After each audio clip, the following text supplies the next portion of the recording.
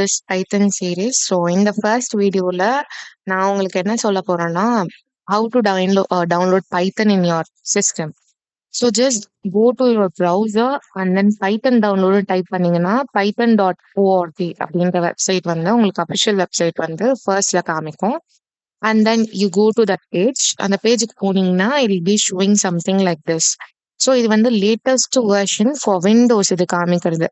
And for ஒரு ஸ்பெக்கோட நீங்க வந்து டவுன்லோட் பண்ணோம் லைக் விண்டோஸ்க்காக இல்லைனா லினக்ஸ் ஆர் மேக் ஓஎஸ் இல்லை அதர் டிஸ்ட்ரிபியூஷன்ஸ் ஆஃப் ஓஎஸ் நீங்க யூஸ் பண்றீங்க அப்படின்னா அந்த ஸ்பெக்குக்கு போகலாம். விண்டோஸே நீங்க வந்து 64 பிட்டா இல்லை 32 பிட்டா இல்லை ஆர்ம் 64 அப்படின்றது உங்களோட கம்ப்யூட்டர் உங்களோட சிஸ்டம் ரெக்வயர்மெண்ட்ஸ் ஆர் ஸ்பெசிஃபிகேஷனை பொறுத்து நீங்க இதுல டவுன்லோட் பண்ணிக்கலாம். Just go to it. Okay and then download for விண்டோஸ்னா இது வந்து நீங்க லேட்டஸ்ட் வெர்ஷன் காமிக்கும்.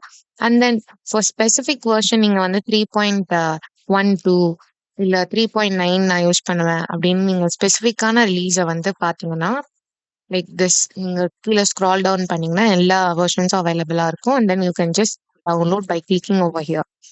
ஸோ அண்ட் தென் அந்த டவுன்லோட் ஆன ஃபைலை I'm just going to download this.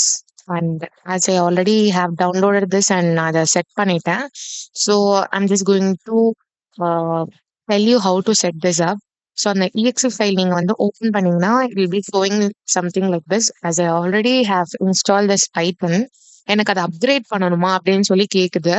So I don't need to update it because I have already done many Python projects using this. So அந்த files எல்லாம் எனக்கு வந்து போயிடும் அப்படின்றனால நான் இப்போ அதை திரும்பவும் வந்து அப்கிரேட் பண்ண போறது கிடையாது. So I'm just going to அந்த செட்டப் இன்ஸ்ட்ரக்ஷன்ஸும் ஜஸ்ட் நார்மலா எப்பவும் போல ஃபாலோ பண்ணுங்க.